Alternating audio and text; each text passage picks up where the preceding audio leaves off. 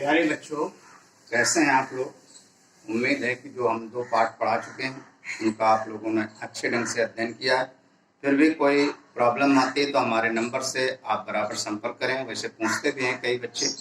आज हम पाठ 3 मानव जनन प्रारंभ कर रहे हैं। तारीख है 23 जून 2022। Human reproduction.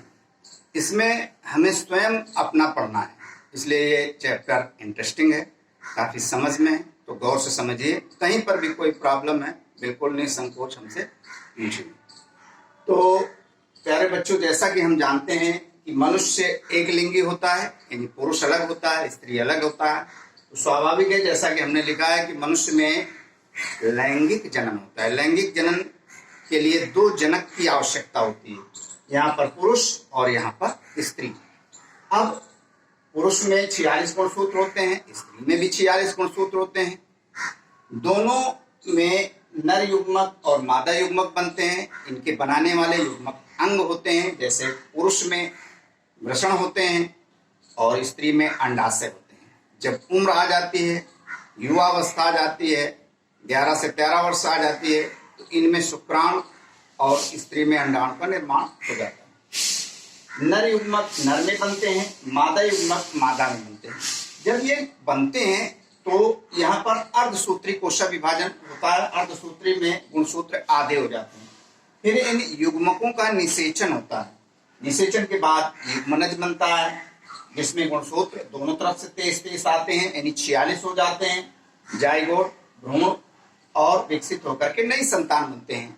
यानी हम आप लोग जो बने हैं वो लैंगिक जनन के द्वारा बने हैं, जिनमें गुणसूत्र की संख्या 46 है। इतनी बात समझ में आ रही है। अब ये लैंगिक जनन कैसे होता है, इसकी प्रक्रियाएं कैसे चलते हैं, आगे हम और स्पष्ट करते चलते हैं, समझते चलिए। इसके नोट्स हमने भेज दिए हैं, उनमें आप लिख दीजिए और यहाँ पर समझिए। लैंगिक जनन में 3 भागों में बांटता है। ये जो घटना होती है लैंगिक जनन की, ये 3 प्रमुख भागों में बढ़ती है। पहला निषेचन के पूर्व की घटना, दूसरी निषेचन, और तीसरा है निषेचन के बाद की घटना। निषेचन के पूर्व की घटना को प्री फर्टिलाइजेशन इवेंट कहते हैं। इसको भी 2 भागों में बांटा गया है, युग्मक का निर्माण और युग्मक का स्थानांतरण। अब देखिए, पहले युग्मक बनेंगे यानी उनका निर्माण होगा, तभी तो उनका स्थानांतरण होगा। तो आइए चलते हैं, देखते हैं युग्मक का निर्माण। इसको अंग्रेजी में कहते हैं गैमीटोजेनेसिस। कहा गया इस क्रिया के अंतर्गत युग्मकों का निर्माण होता है, और युग्मकों का निर्माण स्त्री में अलग और पुरुष में अलग। नर में जहां युग्मक का जनन होता है उसको कहते हैं स्पर्मेटोजेनेसिस, यानी स्पर्म बनते हैं। मादा में ऊगैमीटोजेनेसिस, यानी ओवा अंडाणु का निर्माण होता है। अब हम एक एक को क्रम से चलेंगे। तो यहाँ पर हम देखते हैं नर युग्मक जनन। नर युग्मक जनन यानी शुक्राणु का जो निर्माण होता है उसको हम कहते हैं नर युग्मक जनन। ये क्रिया केवल नर में होती है। शुक्राणु जो होते हैं, याद रखिए कि नर में ही बनते हैं। अब यहाँ पर आ जाते हैं मेल रिप्रोडक्टिव ऑर्गन। इसको 2 भागों में बांटा गया है मेल के। पहला है प्राइमरी यानी प्राथमिक लैंगिक अंग, यानी प्राइमरी सेक्स ऑर्गन होते हैं टेस्टिस। ये बहुत बार इम्तिहान में पूछा गया है कि प्राइमरी जो सेक्स ऑर्गन्स होते हैं वो कौन से होते हैं, वो टेस्टिस होते हैं। फिर इनमें सहायक लैंगिक अंग, उनको भी 2 भागों में बांटा गया है। एक सहायक नलिका होती है, जैसे टेस्टिस, वास इफरेंट, एपिडाइडेमिस और वास डिफरेंस। फिर इसके बाद होती है सहायक ग्रंथियां।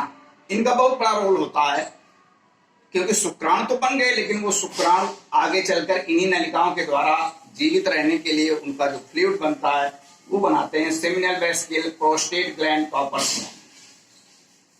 अब देखिए, टेस्टिस जो होते हैं ये मेल में पाए जाते हैं, यानी पुरुष में पाए जाते हैं।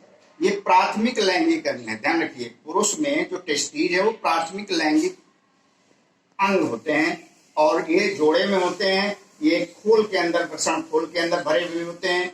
इनका भार भी कहा गया 10 से 15 ग्राम होता है टेस्टिस का। ये शरीर से बाहर होते हैं, और इनका तापमान शरीर के तापमान, यानी शरीर का तापमान 37 डिग्री सेंटीग्रेड है, तो इनका तापमान 2 से 3 डिग्री सेंटीग्रेड कम होता है। कई बार पूछा गया क्यों कम होता है, क्योंकि शुक्राणु जनन के लिए, स्पर्म बनने के लिए यह आवश्यक है। यानी अधिक तापमान, यानी 37 डिग्री तापमान में शुक्राणु नहीं बनते हैं, शुक्राणु की मृत्यु हो जाती है, इसलिए टेस्टिस शरीर से बाहर होते हैं। तो इतना आप लोग उतार लीजिए, स्क्रीनशॉट भी दे दी गई है, उतार लीजिए, हमारे नोट्स भी दे दिए गए हैं। इसके आगे हम चित्र बना करके आपको समझाते हैं इसी के तुरंत बाद।